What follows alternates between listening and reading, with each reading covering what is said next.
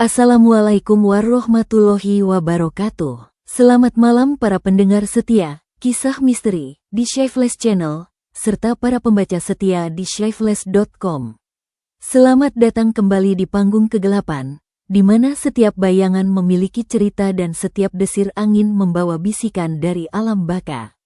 Saya, narator Anda, akan kembali membawa Anda ke dalam sebuah perjalanan yang seharusnya membawa kehangatan, namun justru berakhir dalam sebuah teror yang memburu tanpa henti.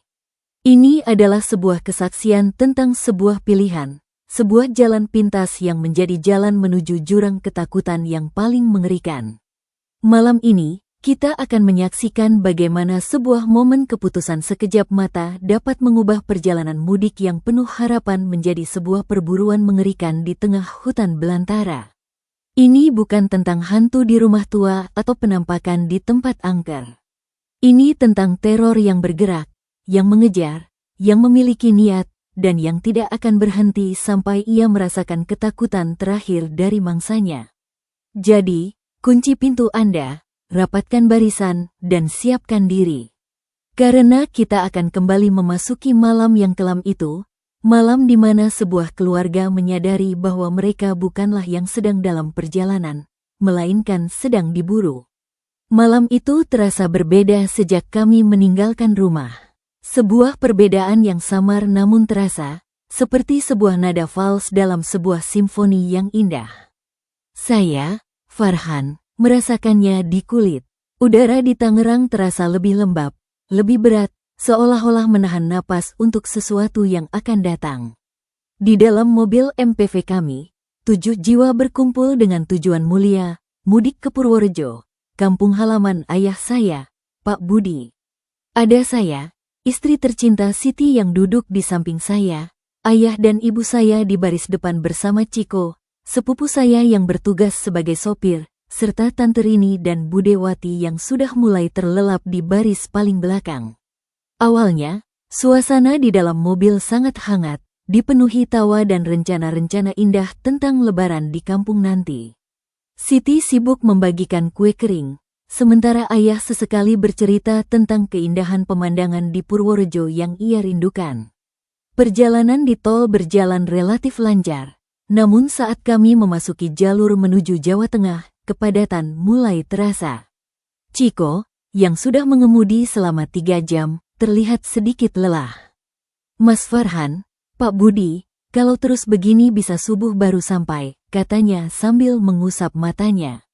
Di sebuah persimpangan besar setelah keluar dari tol Pekalongan, sebuah papan petunjuk besar yang sedikit karat menawarkan jalan keluar. Jalur alternatif Wonosobo, tulisnya dengan huruf yang memudar, dan di bawahnya ada tambahan kecil, lebih cepat 30 menit. Ciko menatap papan itu dengan mata berbinar. Kalau lewat sini, kita bisa sampai lebih cepat. Istirahat juga lebih lama, usulnya. Pak Budi, yang sedang asik mencoba mengatur GPS di ponselnya, mengangguk. Sinyal di sini jelek, tapi sepertinya arahnya benar. Ya sudah, kita coba saja. Toh masih banyak mobil lain yang juga belok ke sini. Keputusan itu diambil dengan cepat, sebuah keputusan yang sepertinya logis dan efisien. Ciko memutar setir, memasuki jalan alternatif yang tampak sepi dan gelap di kejauhan. Saat ban mobil pertama kali menggulir aspal jalan itu, sebuah perubahan instan dan drastis terjadi. Suara bising dari jalan utama seolah-olah dipotong tiba-tiba oleh sebuah gunting raksasa yang tak terlihat, digantikan oleh sebuah keheningan yang mutlak dan menekan. Bukan keheningan pedesaan yang damai, di mana Anda masih bisa mendengar jangkrik atau suara binatang malam. Ini adalah keheningan hampa, sebuah vakum di mana tidak ada suara sama sekali. Jalanan itu sempit, hanya cukup untuk satu mobil, dengan dinding tanah liat di kedua sisinya. Tidak ada lampu jalan, hanya kegelapan pekat di kiri dan kanan, seolah-olah kami sedang melaju di dalam perut bumi yang belum tersentuh cahaya. Sorot lampu depan mobil menjadi satu-satunya pisau yang berusaha membelah kegelapan, namun sinarnya tampak lemah dan sepertinya ditelan oleh kabut tipis yang mulai muncul dari permukaan jalan. Kok jadi sepi gini ya?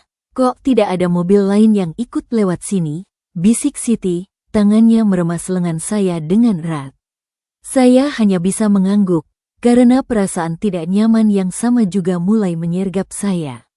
Ini bukan sekadar kesunyian, ini adalah keheningan yang sakral, sebuah keheningan yang sengaja diciptakan oleh sesuatu yang sedang tidur, dan kami baru saja membangunkannya dengan suara mesin mobil kami. Kami melaju dalam keheningan yang mencengkeram selama hampir 1 jam. Jalan terus berkelok, naik turun, dikelilingi oleh pohon-pohon tinggi yang kami sadari adalah perkebunan karet. Tidak ada rumah, tidak ada warung, tidak ada papan nama jalan, tidak ada tanda-tanda kehidupan sama sekali. Yang ada hanyalah barisan pohon karet yang monoton, dengan wadah getah yang menggantung seperti air mata beku di setiap batangnya. Rasa lelah mulai digantikan oleh rasa waspada yang meningkat tajam. Di baris belakang, Tante Rini, Bu Dewati, dan Bu Ani sudah terlelap, namun tidur mereka tidak nyenyak. Sesekali mereka tersentak saat mobil melewati guncangan kecil, lalu kembali tertidur dengan mimpi-mimpi yang tidak menyenangkan. Sekitar pukul 11:30 malam, Ciko mengurangi kecepatan mobil. Lihat di depan, katanya pelan. Jari-jarinya menunjuk ke arah kegelapan. Di kejauhan, di antara barisan pohon karet yang rapat, terlihat 3 titik cahaya kecil berkelap-kelip. Sebuah rasa lega yang tiba-tiba menyergap saya. Manusia, setidaknya, kami tidak sepenuhnya sendirian di tempat aneh ini. Mereka itu penyadap getah, kata Pak Budi dengan nada sedikit lebih cerah. Coba kita tanya arahnya, biar tidak makin nyasar. Ciko pun menepi perlahan di sisi jalan, dan saya menurunkan kaca jendela. Udara dingin langsung masuk ke dalam mobil, membawa aroma yang aneh, campuran tanah basah, getah yang menyengat, dan sesuatu yang lain, sesuatu yang manis dan membusuk seperti daging yang mulai membusuk. Saya mencoba mengabaikannya dan memanggil salah satu dari mereka yang paling dekat.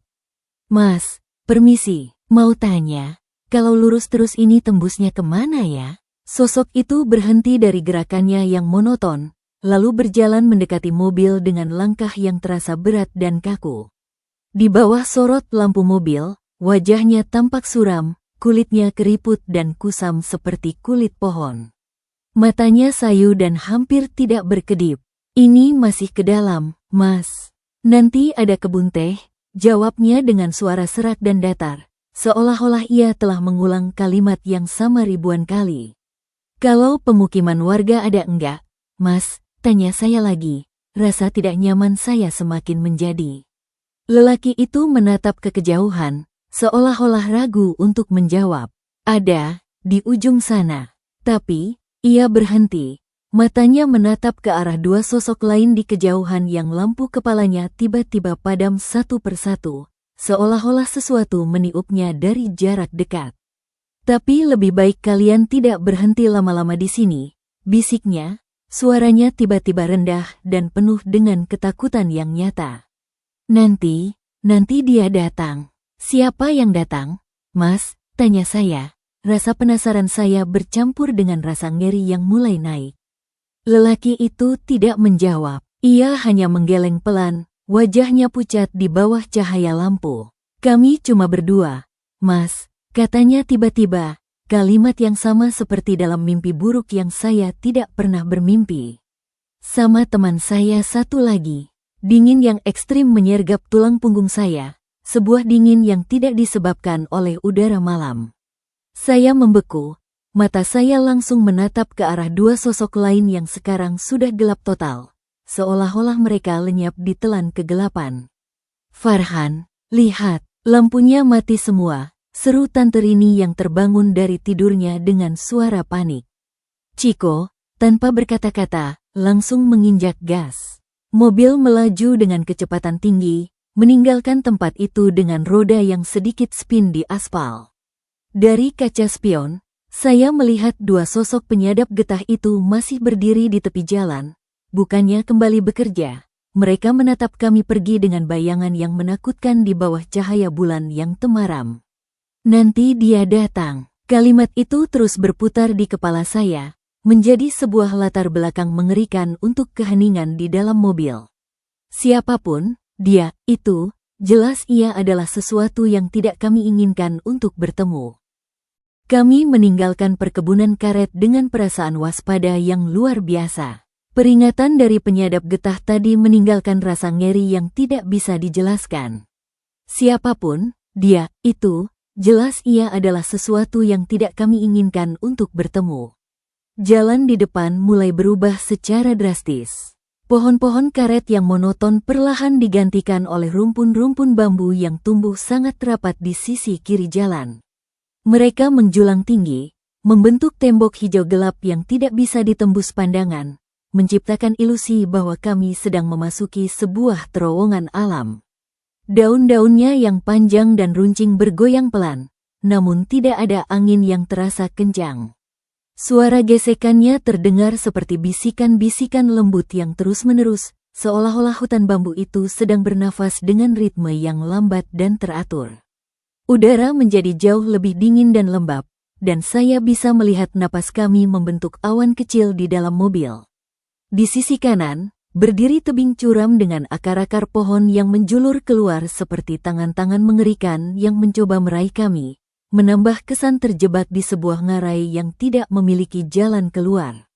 Ini tempatnya aneh, Mas, kata Siti dengan suara bergetar, matanya tak lepas dari barisan bambu di kiri. Aku merasa diperhatikan, seperti ada banyak mata yang menatap kita dari balik sana. Saya menggenggam tangannya, mencoba memberikan rasa aman, namun jantung saya sendiri berdegup kencang. Setiap tikungan yang kami lewati, saya merasa seperti ada mata yang mengintip dari balik rumpun bambu yang tebal, dan suara bisikannya semakin terdengar jelas, seperti ribuan orang yang berbisikan hal yang sama dalam bahasa yang tidak kami mengerti. Sekitar setengah jam kemudian, di tengah tikungan tajam ke kiri, Chico mendadak mengerem hingga membuat semua orang terdorong ke depan dengan keras. "Apa itu?" serunya dengan suara yang tertahan oleh kengerian. Di depan kami, sebatang bambu muda yang tumbuh persis di pinggir jalan, melengkung ke tengah, hampir menutup seluruh badan jalan. Yang paling mengerikan, batang itu bergerak. Ia tidak digerakkan oleh angin. Ia melengkung perlahan ke bawah dengan gerakan yang halus dan disengaja, seperti seekor ular yang sedang menyerang mangsanya. Ujungnya yang masih hijau dan muda bergoyang pelan seolah-olah menatap kami, menilai kami. "Astagfirullahalazim," rintih Bu Ani dari baris belakang, suaranya lirih namun penuh dengan ketakutan. Mobil berhenti total, hanya beberapa meter dari batang bambu yang menakutkan itu. Tidak ada yang berani bergerak atau bernapas. Di bawah sorot lampu mobil yang terang, kami bisa melihat ujung bambu itu bergetar halus, seolah-olah menunggu perintah atau menunggu kami melakukan kesalahan. Chico, yang duduk di belakang setir dengan wajah pucat pasi, terlihat sangat bingung. Ia tidak bisa maju karena takut bambu itu akan tiba-tiba jatuh dan menimpa mobil, dan ia tidak bisa mundur karena jalan di belakangnya juga sempit dan berkelok. Kami terjebak. Keheningan di dalam mobil terasa sangat berat, seolah-olah udara telah mengental menjadi gelas yang bisa pecah kapan saja. Hanya terdengar suara jangkrik dari kejauhan yang terdengar anehnya, dan desiran daun bambu yang terus-menerus seperti bisikan iblis yang mencoba merayu kami untuk keluar. "Apa yang harus kita lakukan?" bisik saya pada Chico, suaranya hampir tidak terdengar. Ia menggeleng, keringat sudah membanjiri wajahnya dan membasahi baju kerahnya. "Aku tidak tahu, ini tidak mungkin." Beberapa saat kemudian, Chico mengambil keputusan yang nekat. Ia mengeluarkan kunci setir besi dari kolong kursinya, membuka pintu secara perlahan, dan turun dengan langkah yang sangat ragu-ragu. "Chico, jangan," seru Pak Budi, namun terlambat. Kami semua menatapnya dari dalam mobil, jantung kami berhenti sejenak. Chico berdiri di depan mobil, menatap batang bambu yang menghalangi jalan dengan rasa takut dan keterpaksaan. Ia lalu berbicara dengan suara yang pelan namun bergetar, seolah-olah ia berbicara pada seorang raja yang kejam. "Permisi, kami mau lewat. Kalau boleh, Tolong izinkan kami lewat. Kami tidak bermaksud mengganggu. Tidak ada jawaban, hanya angin yang berbisu lebih kencang, seolah-olah menertawakannya. Tiba-tiba, dari balik rumpun bambu di sebelah kiri, muncul sosok bayangan samar yang perlahan-lahan menjadi lebih jelas. Seorang perempuan berpakaian putih panjang yang kotor dan kusut, rambutnya terurai kusut menutupi sebagian wajahnya, dan di kepalanya terikat kain putih yang juga sudah kotor. Ia berdiri di antara batang-batang bambu, menatap kami dengan wajah yang pucat dan mata yang sayu namun terasa sangat tajam. Chiko tampak membeku di tempat, tubuhnya kaku. Siapa? Siapa di sana? Tanyanya lagi. Suaranya hampir menjadi desahan. Sosok perempuan itu tidak menjawab secara lisan. Sebagai gantinya, sebuah kejadian yang melanggar hukum alam terjadi. Batang bambu yang melengkung itu bergetar lebih kencang, lalu perlahan-lahan tegak kembali naik ke atas, seolah-olah ditarik oleh tangan tak terlihat dengan sangat halus namun penuh dengan kekuatan yang mengerikan. Gerakannya sangat puitis, namun penuh dengan ancaman yang tidak bisa dijelaskan. Chiko segera berbalik, lari masuk ke dalam mobil, dan menutup pintu dengan keras sampai seluruh mobil bergetar.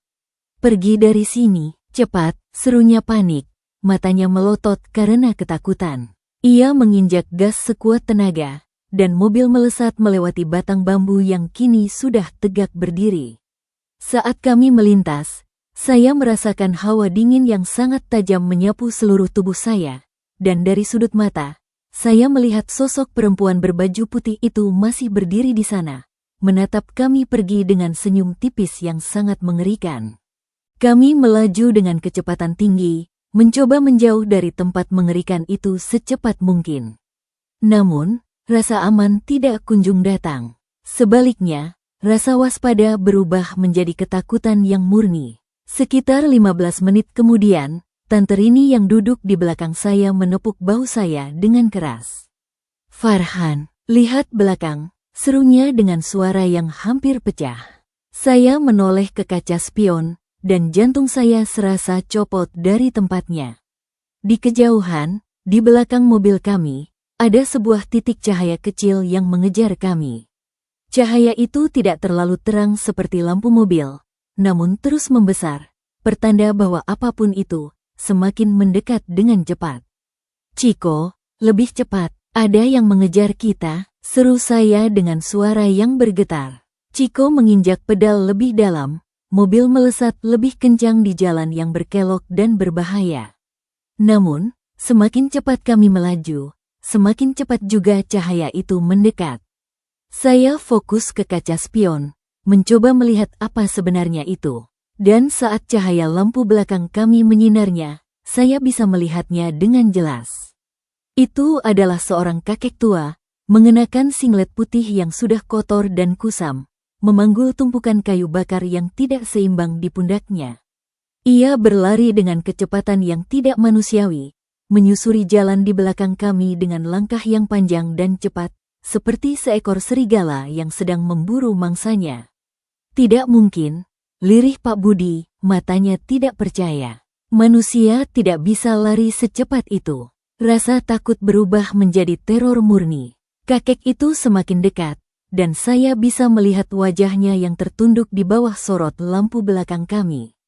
"Chiko, jangan lihat ke belakang, terus saja menyetir," teriak saya. Namun rasa ingin tahu Chiko lebih kuat dari rasa takutnya. Ia menoleh sebentar ke kaca spion, dan wajahnya langsung pucat seperti mayat. "Ya Allah, wajahnya," katanya dengan suara yang tercekat oleh ngeri. Wajahnya tidak ada. Saya kembali menatap ke kaca spion dengan paksa, dan saat itu juga, kakek itu mengangkat kepalanya dengan gerakan yang tiba-tiba dan kaku. Benar saja, separuh wajah kirinya tidak ada, hanya sebuah lubang hitam yang menganga seperti sebuah jurang tanpa dasar yang menelan cahaya.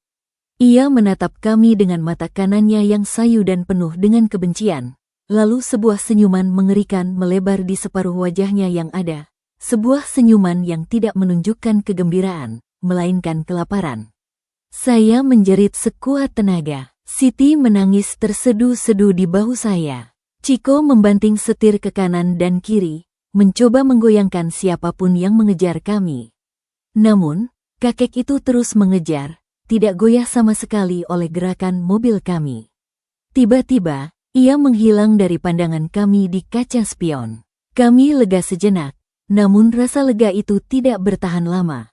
Karena saat kami menoleh ke depan, di kejauhan, di bawah sinar bulan yang pucat, berdirilah sosok yang sama.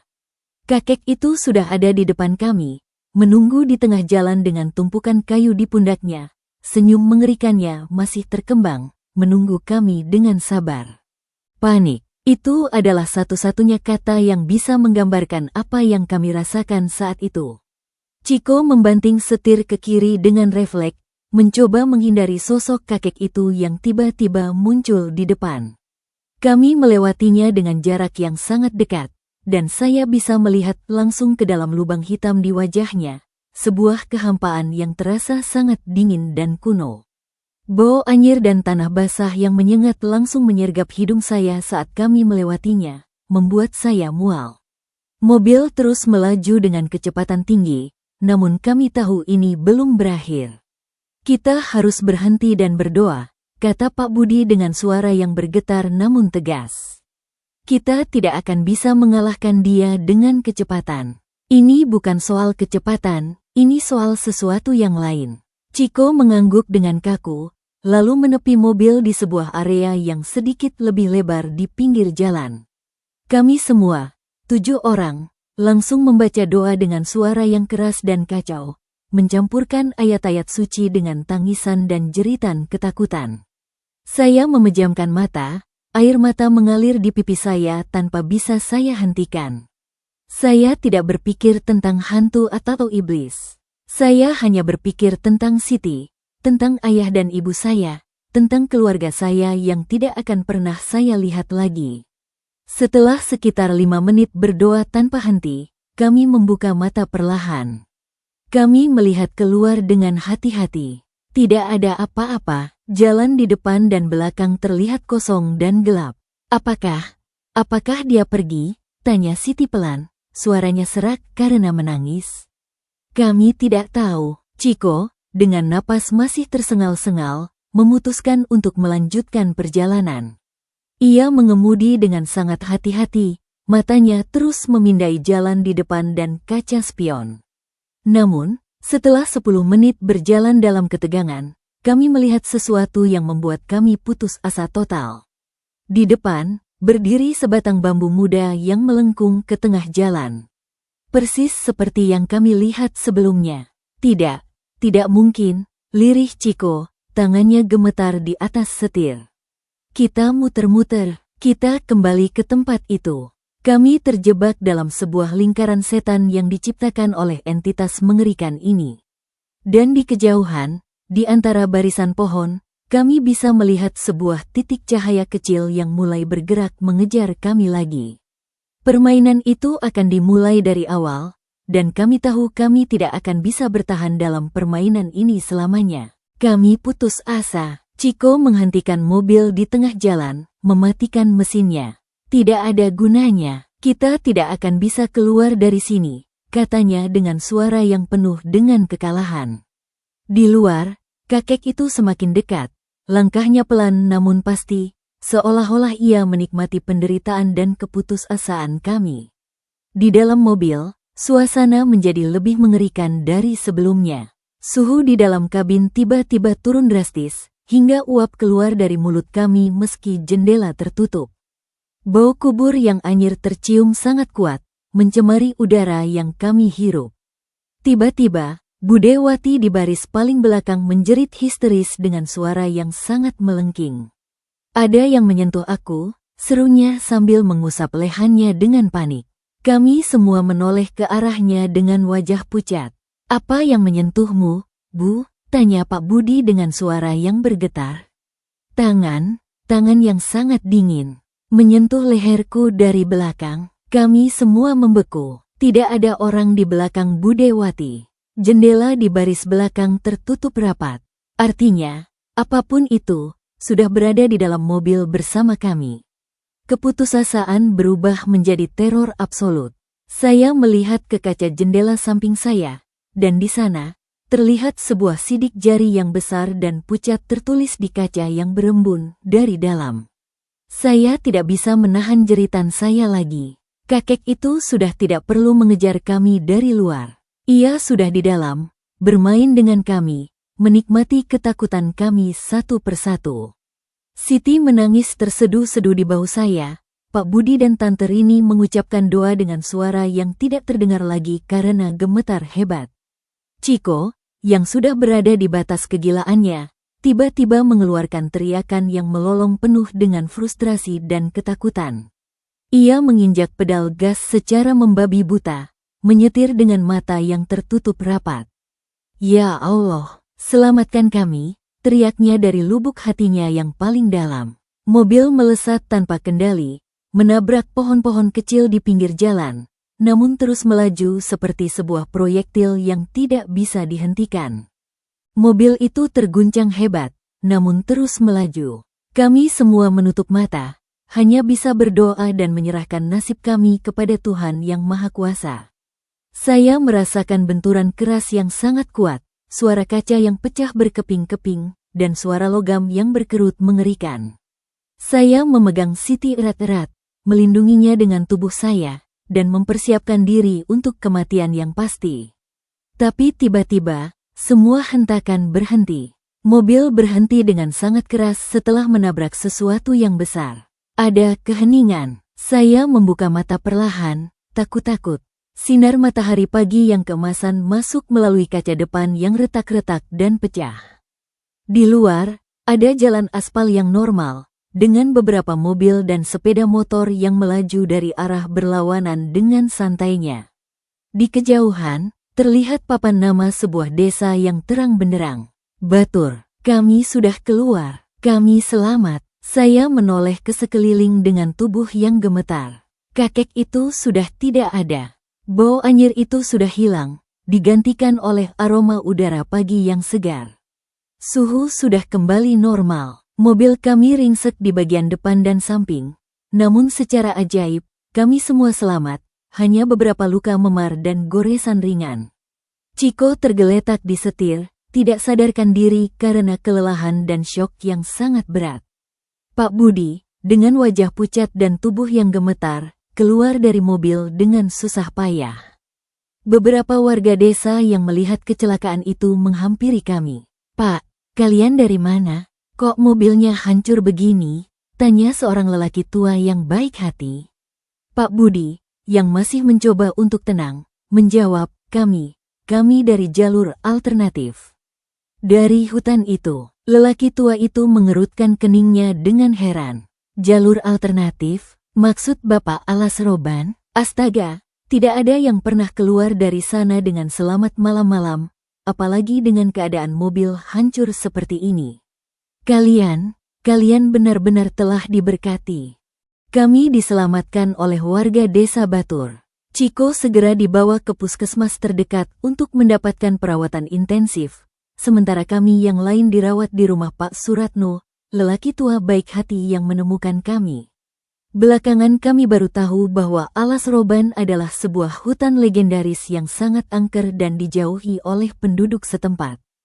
Banyak kendaraan yang dilaporkan hilang di sana, dan penduduk setempat percaya bahwa hutan itu dihuni oleh arwah-arwah penjahat dari zaman penjajahan, yang dipimpin oleh seorang kakek tanpa wajah, seorang penjahat kejam yang wajahnya dibakar sebagai hukuman atas kejahatannya.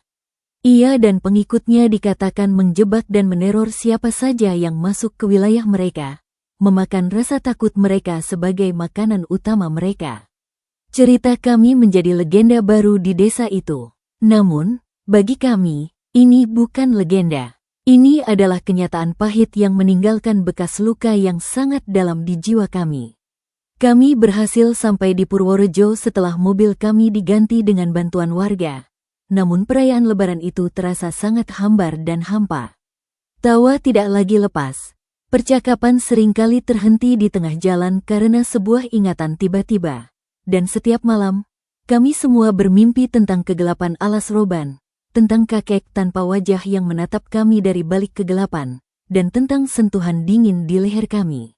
Kami selamat, namun sebagian dari diri kami telah kami tinggalkan dan mati di jalan alternatif setan itu. Sebuah pengingat abadi bahwa beberapa jalan memang tidak seharusnya diambil, dan beberapa misteri sebaiknya tidak pernah diungkap, karena biaya yang harus kita bayar terlalu mahal. Terima kasih yang sebesar-besarnya untuk para pendengar setia Kisah Misteri di Shyflash Channel, serta para pembaca yang setia di shyflash.com yang telah bersedia menyimak kisah mencekam tentang perburuan di alas roban hingga tuntas di malam ini.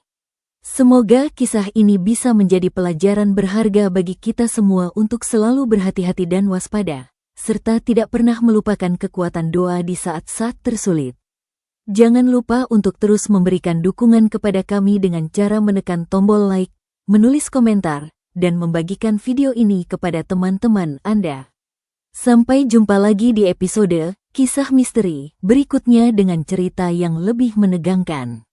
Wassalamualaikum warahmatullahi wabarakatuh.